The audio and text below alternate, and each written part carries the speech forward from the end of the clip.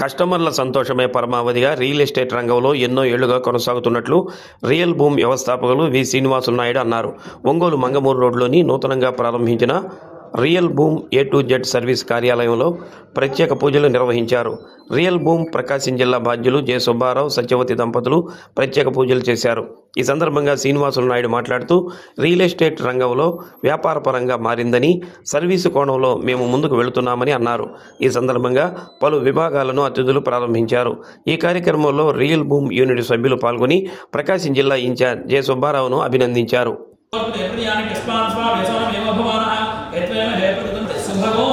शुभम शिवगुम शिवम स्वस्ति पुण्याः वाचन गणने आप सर्वस्व भेडजेस्तास्य प्रथम भेडदम आमयामीदं वेद आप ओवे भेडदम एवास्ते करोति सर्वमायुरेति शतमानं भवति सदानि पुरुषेन्द्रिय आयुष्येवेन्द्रिये प्रतिष्ठति वर्णवास्तु ब्रह्मणे नमः अनुग्रहेण शरीरशुद्धिरस्तु तथास्तु.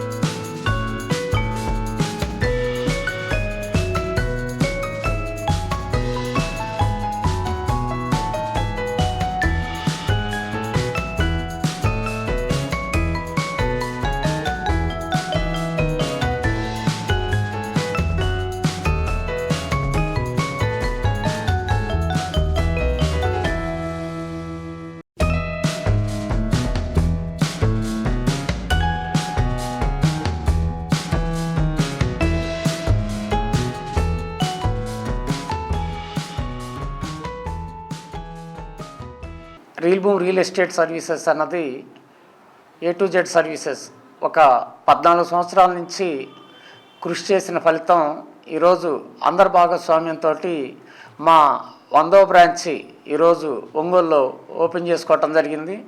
ఇదే విధంగా రియల్ ఎస్టేట్లో ఎక్కడో అమెరికన్ కంపెనీస్ ఉన్నాయి ఈ ఫ్రాంచైజీ సిస్టంలో.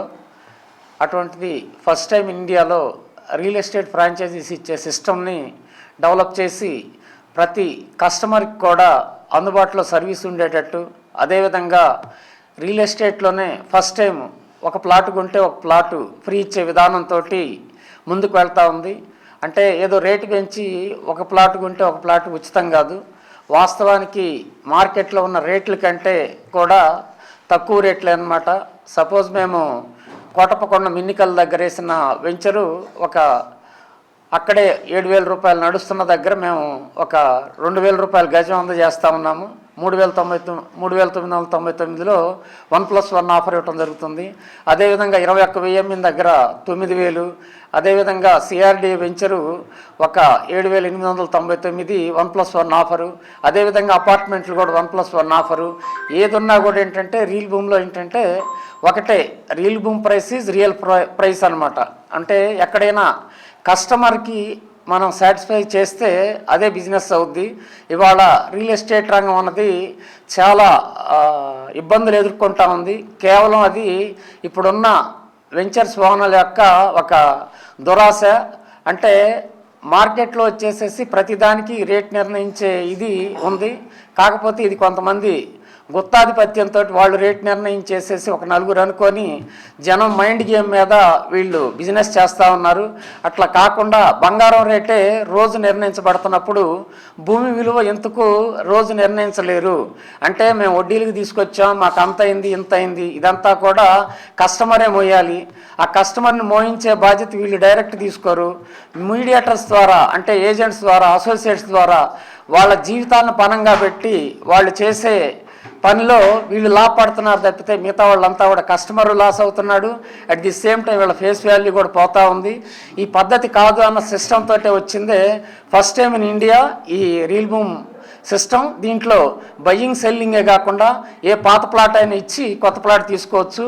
వాళ్ళకి నచ్చని పాత ప్లాట్ ఇచ్చి నచ్చే కొత్త ప్లాట్ని తీసుకునే విధానం ఫస్ట్ టైం ఇన్ ఇండియాలో ప్రవేశపెట్టడం జరిగింది. ఇదే కాకుండా మనకి ఈ రియల్ ఎస్టేట్ అన్నది మానవుడు ఒక లాస్ట్ కోరిక. అతను సంపాదించిన కష్టపడి సంపాదించిన డబ్బుతోటి ఒక ఇల్లు, ఒక స్థలము, ఒక పొలము, ఒక అపార్ట్మెంటో, ఒక విల్లానో ఏదో కొనుక్కోవాలనుకుంటాడు. అటువంటి దీన్ని మనం కరెక్ట్ ప్రైస్కి ఇవ్వగలిగితే ఖచ్చితంగా వాళ్ళ ఆశీస్సులు ఉంటాయి.